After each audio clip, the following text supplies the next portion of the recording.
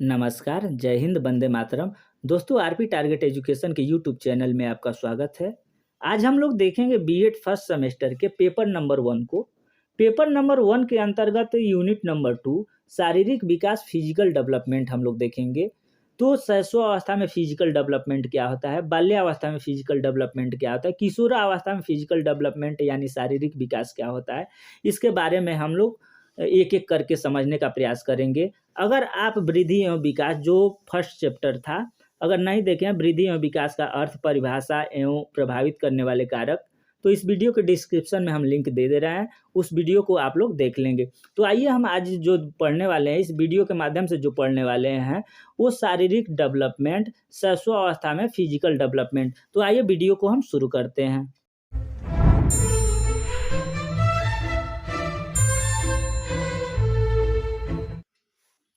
शैशवावस्था। शैशवावस्था चूँकि जन्म से लेकर के 6 वर्ष तक होता है, ठीक है? कितना वर्ष? 0 से लेके 6 वर्ष तक। ये जो शैशवावस्था है, ये बालकों के विकास की दूसरी अवस्था है, ठीक है? ये क्या है? ये दूसरी अवस्था है। तो पहली अवस्था क्या है? तो पहली अवस्था क्या है? ये जब बच्चा प्रीनेटल यानी पेट में जब बच्चा होता है, भ्रूणावस्था जो होता है, बच्चा जब गर्भ में होता है, तो वो क्या होता है? वो विकास की पहली अवस्था होती है। शैशवावस्था क्या हो गया? विकास की दूसरी अवस्था। तो हम लोग क्या दूसरी शैशवावस्था विकास की दूसरी अवस्था है। इस अवस्था में क्या-क्या होता है? तो शारीरिक विकास के अलावा सबसे पहले हम शैशवावस्था को समझ लेते हैं, क्योंकि ये बीएड में आ सकता है आपको शैशवावस्था को परिभाषित करते हुए शैशवावस्था में शारीरिक विकास का वर्णन करें। तो इस तरीके का लंबा क्वेश्चन भी आ सकता है, बड़ा क्वेश्चन आ सकता है। तो आइए शैशवावस्था को पूर्ण रूप से हम लोग समझ लेते हैं इस वीडियो में। जल्दी-जल्दी देखेंगे, वीडियो लंबा ना हो, आप लोग बस समझने का प्रयास करिएगा। तो देखिए शैशवावस्था का अर्थ पहले हम लोग देखते हैं। शैशवावस्था जन्म के उपरांत की अवस्था को शैशवावस्था काल कहा जाता है, ठीक है? तो शैशवावस्था जो है वो जन्म के बाद उपरांत की अवस्था को शैशवावस्था काल कहा जाता है। ये आप लोग याद कर लीजिएगा तुरंत। जब बच्चा जन्म लेता है उसके बाद से जो काल होता है वो क्या होता है? शैशवावस्था काल। नेक्स्ट आगे देखिए, यह अवस्था जन्म से 6 वर्ष तक मानी जाती है। विकास अवस्थाओं में शैशवावस्था का अपना विशेष स्थान है। देखिए, जैसे जो शैशवावस्था होता है, ये कितना है? 1 से 0 से लेकर 6 वर्ष, ठीक ठीक है? तो जब बच्चा जन्म लेता है, वहाँ से लेकर के 6 वर्ष में बहुत सारे विकास होते हैं और इस काल में जो बच्चे सीखते हैं, ठीक है? जो बच्चे सीखते हैं, वो उनके लाइफ टाइम एकदम आजीवन वो बना रहता है। इस अवस्था में बच्चे के अंदर जो कुछ डालिएगा वो बच्चे कोरा कागज बिल्कुल प्लेन पेपर के समान होते हैं, ठीक है? उनका ब्रेन जो होता है वो बिल्कुल प्लेन होता है, एकदम बिल्कुल प्लेन पेपर है। उस पर आप चाहें तो गलत लिख दें या सही लिख दें या अच्छा चरित्र का निर्माण करें या बुरा चरित्र का निर्माण करें। तो ये जो काल है, जो शैशवावस्था का काल है, वो अपना एक विशेष स्थान रखता है, ठीक है? तो ये आप लोग याद रखिएगा। शैशवावस्था में बच्चे के भावी जीवन का निर्माण होता है। क्या होता है? शैशवावस्था में बच्चे के क्या होता है? भावी जीवन का निर्माण होता है। वो बच्चे अपने जीवन का निर्माण इसी अवस्था से वो अपने जीवन के लक्ष्य को प्राप्त करने के लिए एक नई अपना ऊर्जा लेकर के अपना भावी जीवन प्रारंभ करते हैं। इस अवस्था में उनका जितना भी अधिक निरीक्षण और निर्देशन किया जाता है, उतना ही अधिक उत्तम उसका विकास एवं जीवन होता है। पहले ही आप लोगों को हम बता चुके हैं कि जो ये 1 से 0 से लेकर के 6 वर्ष तक का उम्र है, ये बहुत महत्वपूर्ण काल है। ठीक है? इस अवस्था में जिस तरीके से बच्चे को डेवलप करना चाहेंगे, उस तरीके से विकास होगा। ठीक है? तो शैशवावस्था के अर्थ को हम लोग समझे।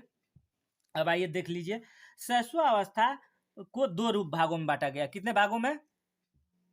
2 भागों में बाँट करके हम लोग समझेंगे। पूर्व शैशवावस्था, दूसरा उत्तर शैशवावस्था।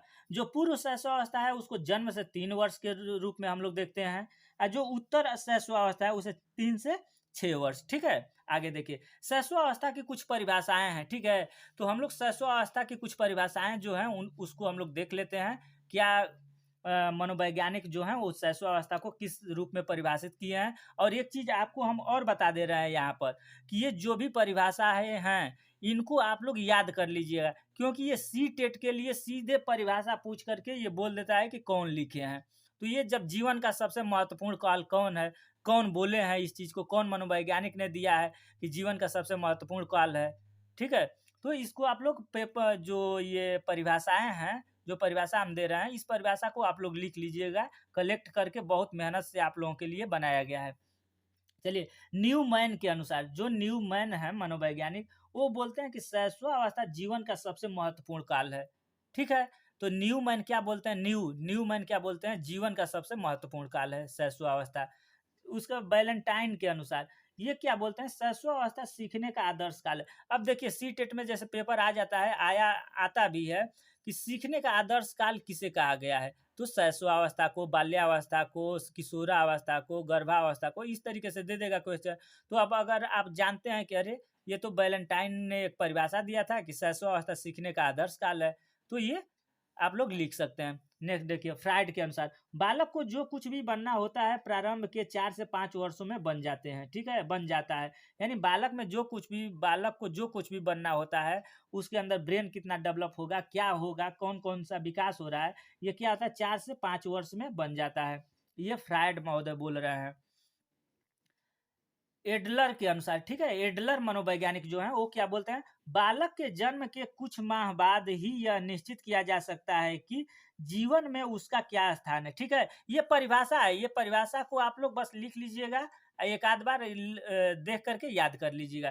क्रो एंड क्रो के अनुसार क्या बोलते हैं, 20वीं शताब्दी को बालक की शताब्दी कहा जाता है, ठीक है? क्रो एंड क्रो बोलते हैं। गुडसन के अनुसार व्यक्ति का जितना भी मानसिक विकास होता है उसका आधा 3 वर्ष की आयु तक हो जाता है। यानी गुडसन ये बोलते हैं कि व्यक्ति का जितना भी मानसिक विकास होता है वो क्या होता है कि 1 से 3 वर्ष में ये पूरे जन्म में जितना विकास होता है उसका आधा विकास 1 से 3 वर्ष में ही हो जाता है, ठीक है? तो ये समझ लीजिए कि पूरा जीवन में जितना डेवलप नहीं हो रहा है ब्रेन का, उससे केवल 3 वर्ष में उससे आधा हो जा रहा है। तो ये 3 साल में आधा है और 80 साल मान लीजिए कि व्यक्ति जिंदा रहता है, 80 साल 100 साल जितना अगर उसकी आयु है, तो 3 साल में ही उसका आधा अपना डेवलप हो जाता है। तो कितना ये महत्वपूर्ण काल है आप लोग समझ सकते हैं। नेक्स्ट देखिए क्या है। नेक्स्ट हम लोग देखेंगे शैशवावस्था की विशेषताएं, ठीक है? अब तक तो हम लोग क्या देखे, शैशवावस्था का अर्थ देखे कि शैशवावस्था का अर्थ क्या है। उसके बाद हमने देखा शैशवावस्था की परिभाषाएं। अब देख लिए शैशवावस्था की विशेषताएं। तो शैशवावस्था की कुछ विशेषताएं, हर एक जो भी व्यक्ति है, मान लीजिए कोई भी अपना इस तरीके से शैशवावस्था है या बाल्यावस्था, उसमें अलग अलग विशेषताएं पाई जाती है। तो शैशवावस्था में क्या विशेषताएं पाई जाती है, आइए हम लोग देख लेते हैं। शैशवावस्था मानव विकास की दूसरी अवस्था है, ठीक है? शैशवावस्था मानव विकास की दूसरी अवस्था है। पहली अवस्था गर्भकाल है, इसमें शरीर पूर्णतया बनता है और शैशवावस्था में उसका विकास होता है। तो यहाँ पर समझने वाली बात है, थोड़ा सा आप लोग समझ लीजिए कि यह जो शैशवावस्था है ये क्या है, ये दूसरी अवस्था है, मानव विकास की ये दूसरी अवस्था है। पहली अवस्था क्या है, तो गर्भकाल है, प्रीनेटल, यानी बच्चे जब पेट में होते हैं, जन्म से पहले के जो है प्रीनेटल, बच्चा जब जन्म के पहले अपना गर्भ काल में रहता है, ये क्या हो गया, पहली अवस्था हो गया। दूसरी अवस्था शैशवावस्था। इसमें शरीर पूर्णतः बनता है, जब गर्भ में बच्चा रहता है, जब पेट में बच्चा रहता है तो क्या होता है, उसमें शरीर बनता है। शैशवावस्था में उसका विकास होता है। और जब बच्चा जन्म ले लेता है, जब पृथ्वी पर बच्चा आता है, तो वहां से उसका विकास डेवलप शुरू हो जाता है, ठीक है? तो शैशवावस्था में उसका शरीर शैशवावस्था में उसका विकास होता है। आगे देखिए, इसकी जो विशेषताएं हैं उसको आप लोग ध्यान से देखिए। जैसे पहली विशेषता है बालक में तीव्रता, ठीक है? शैशवावस्था में शारीरिक विकास और मानसिक विकास दोनों ही बड़ी तेजी से होता है। इसमें शिशु में ध्यान, स्मृति, कल्पना, संवेदना, प्रत्यक्षीकरण आदि का विकास तेजी से होता है, ठीक है? जो ये शैशवावस्था होता है उसकी एक विशेषता ये है कि बालक का जो विकास होता है बहुत तेजी से होता है, ठीक है? दूसरी दूसरी विशेषता हम लोग देख लेते हैं भाई कि दूसरी विशेषता क्या है शैशवावस्था की। तो शैशवावस्था की दूसरी विशेषता ये है कि सीखने में तीव्रता, यानी ये बच्चे जो होते हैं जन्म से लेकर 6 साल में ये जो सीखते हैं उनके अंदर सीखने की शक्ति जो होती है वो बहुत तीव्र होती है। ये दूसरी विशेषता हो गई। तीसरी विशेषता है दूसरों पर निर्भरता।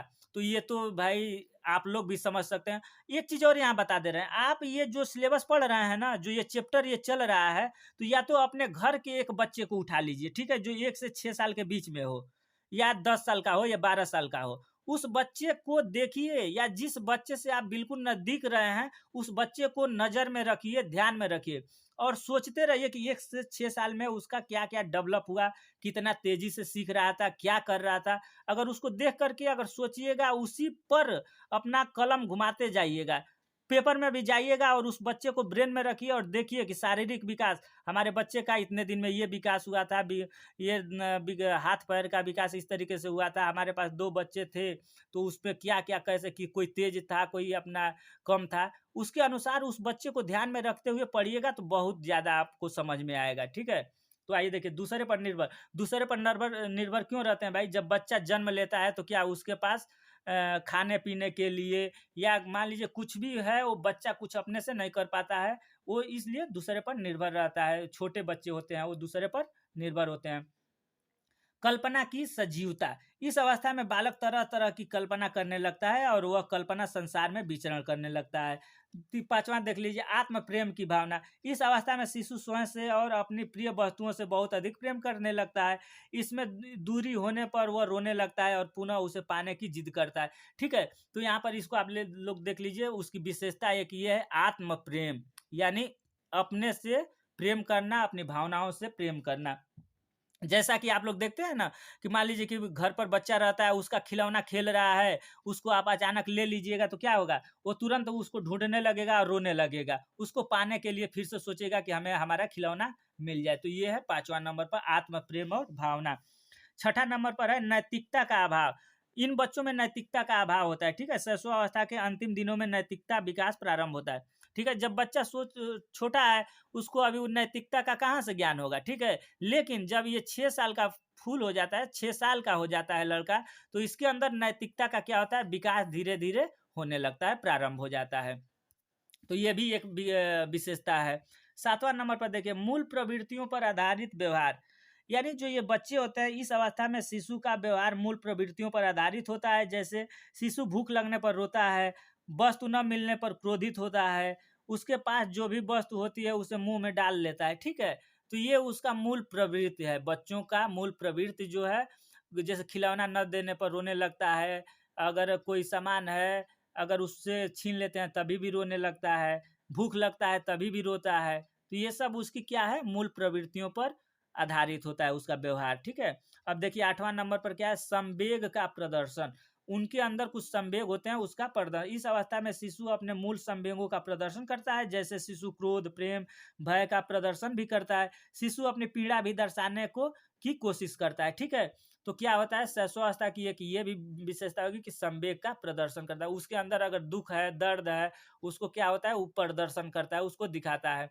अनुकरण द्वारा सीखना, उन अनुकरण द्वारा तो हम लोग भी सीखते हैं, तो वो बच्चे भी अपना सीखेंगे ही सीखेंगे। बच्चे के सामने जैसा व्यवहार करिएगा, जैसे मान लीजिए कि गिलास आप हाथ से पकड़ रहे हैं, तो हाथ से गिलास पकड़ रहे हैं, तो वो भी धीरे-धीरे अनुकरण करके सीख जाएगा कि हमें गिलास हाथ से पकड़ना है। चम्मच से अगर आप बच्चे के सामने प्रतिदिन केवल चम्मच से ही खाइए, चम्मच से ही खाइए, बच्चा अनुकरण करके ये सीख जाएगा कि हमें भी खाना खाना है किससे?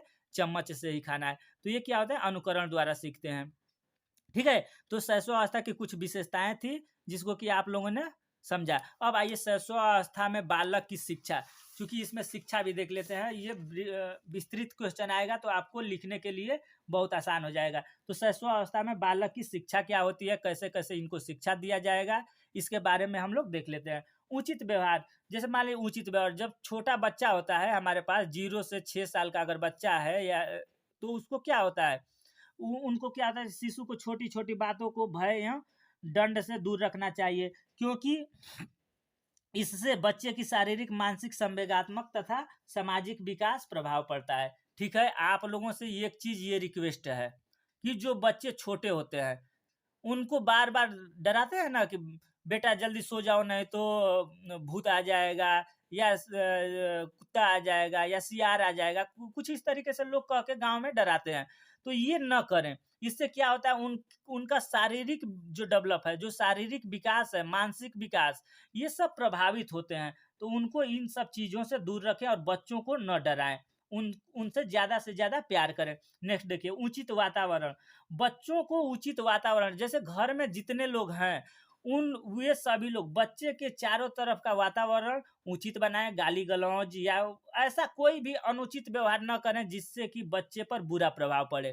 ठीक है, तो उचित वातावरण बना करके रखें। शिक्षा उचित वातावरण में बच्चा रहेगा तो अच्छा शिक्षा ग्रहण करेगा। ठीक है, नेक्स्ट देखिए, जिज्ञासा की संतुष्टि। अगर बच्चे जो होते हैं उनके अंदर कुछ बहुत सारी जिज्ञासाएं होती है, ठीक है, बहुत सारी जिज्ञासाएं होती है, तो उनके अंदर जो भी जिज्ञासा उत्पन्न होता है, जैसे मान लीजिए कि बच्चा पूछ रहा है कि मम्मी ये जहाज कैसे उड़ रहा है, पानी में ये नाव कैसे तैरने लगा। बहुत सारे बच्चे क्वेश्चन करते हैं, बहुत क्वेश्चन करते हैं, तो उनके अंदर कुछ ऐसा भी चीज होता है जो सीखने के लिए जिज्ञासा होती है, तो उसको संतुष्ट करें, न कि डांट करके या बोल करके भगा दें, ये कतई न करें। इससे क्या होगा, अगर डांटिएगा बच्चे को तो उसके अंदर निगेटिव प्रभाव पड़ेगा, वो अब आपसे बात करना या कुछ पूछना ही छोड़ देगा। तो उसके अंदर जो भी जिज्ञासा उत्पन्न हो रही है उसको खुशी पूर्वक प्रेम से उस बच्चे को बताइए। ठीक है, नेक्स्ट देखिए, खेल क्रिया चित्रों कहानी के द्वारा शिक्षा। क्या है, अगर बच्चे को खेल कूद के माध्यम से अगर सिखाया जाए तो क्या होगा, बच्चे जल्दी सीखेंगे। आगे देखिए, अभिव्यक्ति का विकास। बच्चे को अभिव्यक्ति की विकास के लिए उसको अपना फ्री छोड़ दें। विभिन्न अंगों का विकास, उनके अंगों का विकास होगा। मान लीजिए शारीरिक खेल खिलाते हैं या मान लीजिए कोई शारीरिक गतिविधि कराते हैं तो उनके विभिन्न अंगों का विकास होगा। उसके बाद आत्म प्रदर्शन का अवसर, बच्चे को आत्म प्रदर्शन करने का अवसर हम लोग दें। जैसे मान लीजिए गाना गाना चाहता है बच्चा, डांस करना चाहता है, या जो भी वो करना चाहता है, उसके अंदर जो भी गुण है अगर वो करना चाहता है तो उसको प्रदर्शन करने का अवसर दें, ये नहीं कि डांट करके उसको मना कर दें।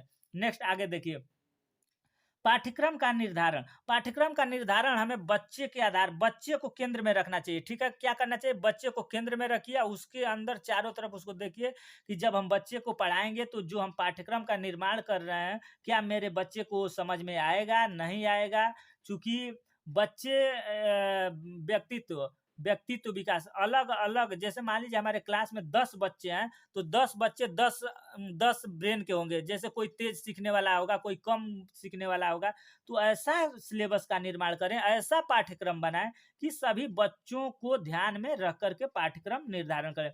अन्य तथ्य, जैसे अन्य तथ्य में क्या है, शिक्षा से संबंधित, शिशु आरंभ से ही संगीत प्रिय होता है, इसलिए शिक्षण कार्य के लिए गीतों का प्रयोग करना चाहिए। ठीक है, यहाँ पर आपको एक छोटा सा हम उदाहरण दे रहे हैं। आप लोग गांव में देखे होंगे बहुत सारे ऐसे बच्चे अब हो रहे हैं जो कि बिना मोबाइल से गाना सुने हुए वो दूध भी नहीं पीते हैं।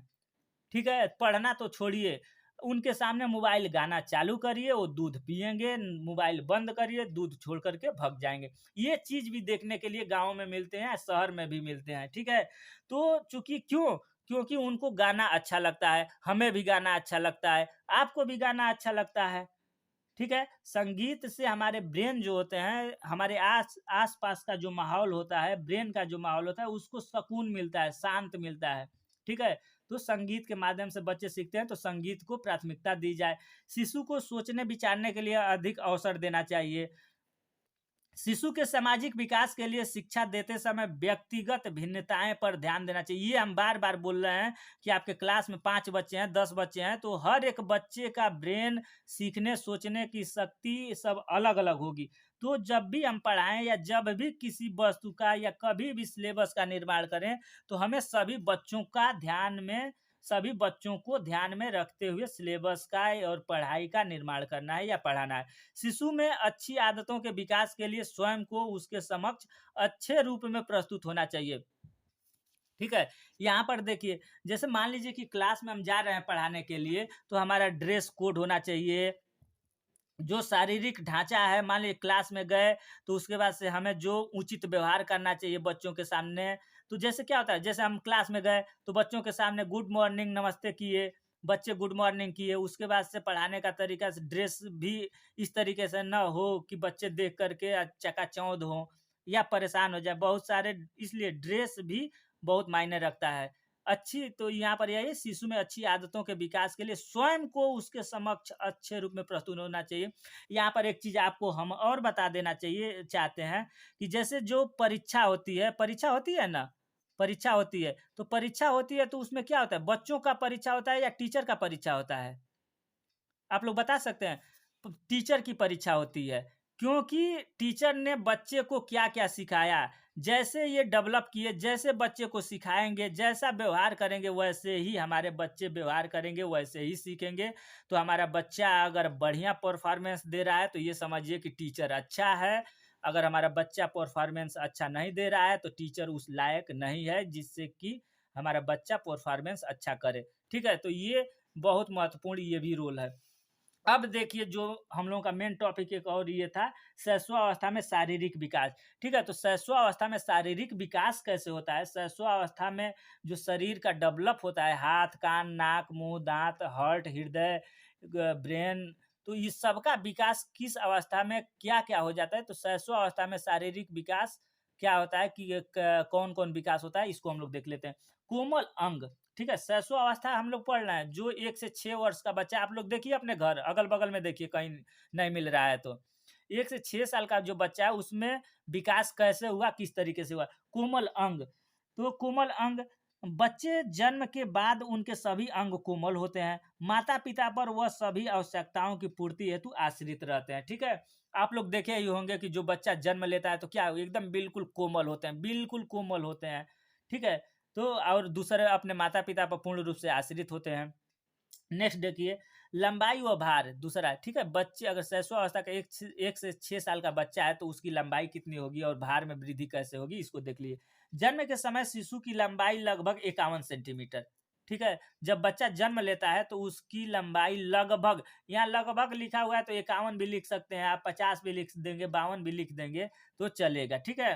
तो लगभग 51 सेंटीमीटर, क्योंकि व्यक्तिक भिन्नता, आप लोगों से बार-बार हम बोल रहे हैं, हो सकता है कि किसी का अनुवांशिक हो कि जिसके घर में केवल बड़े-बड़े लोग ही हों, तो क्या वो बच्चा खुद जन्म लेगा तो हो सकता है कि 52 सेंटीमीटर का हो जाए, 53 सेंटीमीटर का हो सकता है।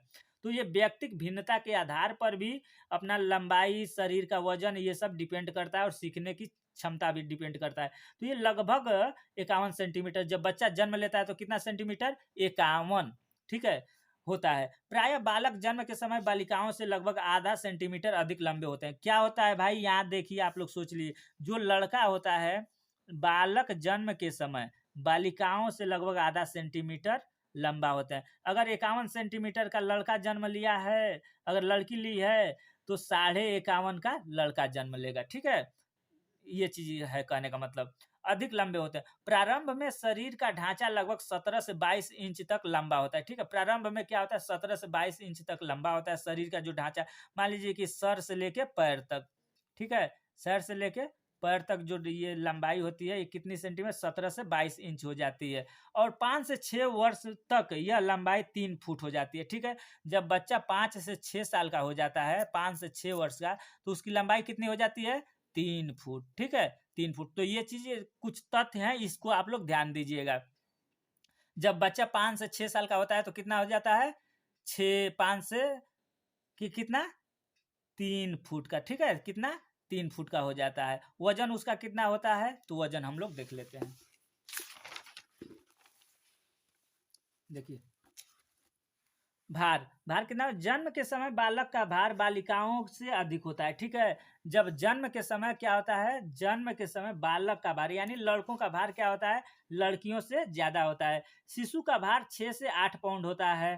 3 वर्ष में बच्चा अगर हो गया तो 20 या 25 पाउंड हो जाता है। 6 वर्ष का अगर बच्चा हो जाएगा तो 40 पाउंड हो जाता है, ठीक है? तो ये जो है इसको आप लोग याद कर लीजिएगा, ठीक है? मस्तिष्क तथा सिर, जो अब सिर का विकास देख लेते हैं कि मस्तिष्क जो है उसका विकास कैसे हो। नवजात शिशु का सिर उसके शरीर की अपेक्षा बड़ा होता है। देखे होंगे आप लोग, जो बच्चा जन्म लेता है उसका क्या होता है? सर बड़ा होता है।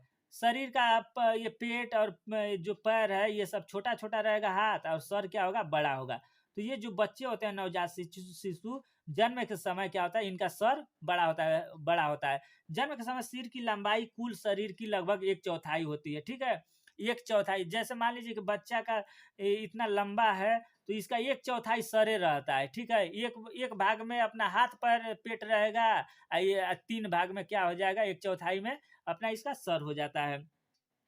मस्तिष्क का भार लगभग जन्म के समय 300 से 350 ग्राम का। ये एक तथ्य बस याद रखिएगा आप लोग। 300 से 350 ग्राम जब बच्चा जन्म लेता है तो उसका मस्तिष्क का भार होता है। ठीक है, आगे देखिए, दांत का विकास किस एज में होता है, कितना होता है? जन्म के समय शिशु के दांत नहीं होते हैं। ठीक है, ये तो भाई सब लोग जानते हैं, दांत जन्म के समय थोड़ा होता है। कि आप लोगों का था? नहीं होता है, किसी का भी नहीं होता है इंसान में। तो देखिए, जन्म के समय शिशु के दांत नहीं होते हैं।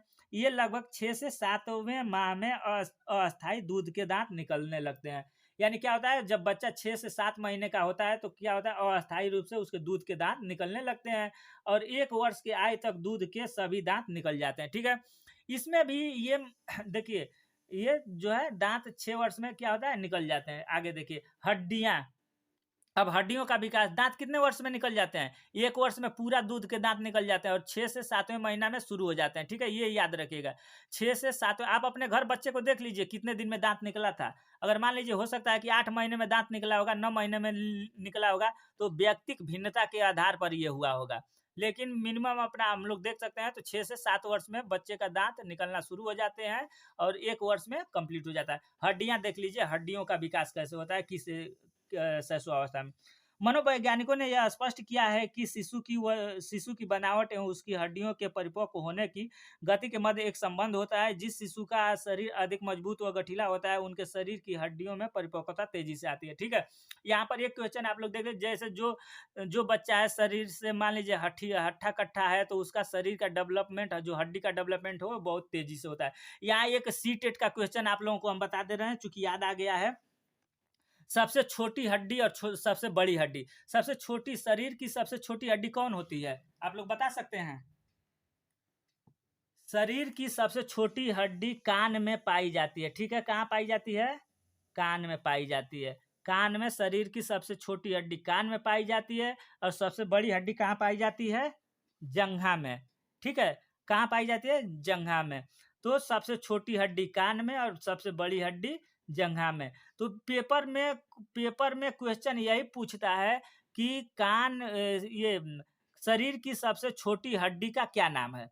ठीक है, पेपर में यही पूछता है कि शरीर में जो सबसे छोटी हड्डी पाई जाती है उसका नाम क्या है, तो उसका नाम है स्टेपिस। ठीक है, क्या नाम है? स्टेपिस। अब ये एक यहाँ पर एक चीज और देख लीजिए, कान में 3 हड्डियां पाई जाती है। कितनी हड्डियां पाई जाती हैं? 3 हड्डियां पाई जाती हैं। पहला मैलियस है, दूसरा इनकस है, तीसरा स्टेपिस है। ठीक है, तो स्टेपिस कैसा होता है? स्टेपिस का आकार हथौड़ा टाइप का होता है। यहाँ पर देखिए जो ये बना हुआ है फिगर ना, यह स्टेपिस है।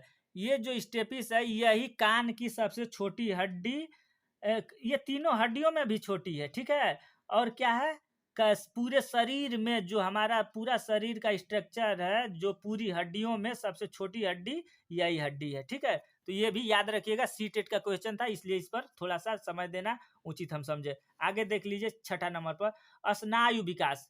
ठीक है, स्नायु विकास का मतलब क्या है? स्नायु मंडल तथा स्नायु का विकास भी 3 वर्ष तक शीघ्रता से होता है। यानी जो स्नायु मंडल होता है, ये स्नायु मंडल का मतलब हो गया अपना ब्रेन, जो आपका ब्रेन होता है ना, उसी ब्रेन से आपके पूरे हाथ पैर पेट, यानी जितने भी अंग हैं, सब अपना ब्रेन से क्या है, सभी नस द्वारा जुड़े हुए हैं।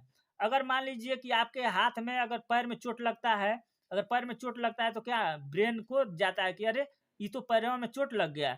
तो पैर में चोट लगा है तो किसको पता चलता है? ब्रेन को चलता है। क्यों चलता है? तो यहाँ से नस ब्रेन तक जुड़ा हुआ है। तो ये भी 1 से 3 वर्ष में बहुत ज्यादा डेवलप हो जाता है। ठीक है, अब देखिए मांसपेशियां। अब बच्चे में मांसपेशी का विकास कैसे होता है, ये शिशुअवस्था में? तो नवजात शिशु की मांसपेशियों का भार उसके शरीर के कुल भार का लगभग 23% होता है। मांसपेशियों के प्रतिशत भार में धीरे धीरे बढ़ोतरी होती जाती है। जैसे जैसे बच्चे बड़े होते हैं वैसे वैसे मांस बढ़ता जाता है। नेक्स्ट आगे देख लीजिए, और 8वां पॉइंट है, ये लास्ट पॉइंट है।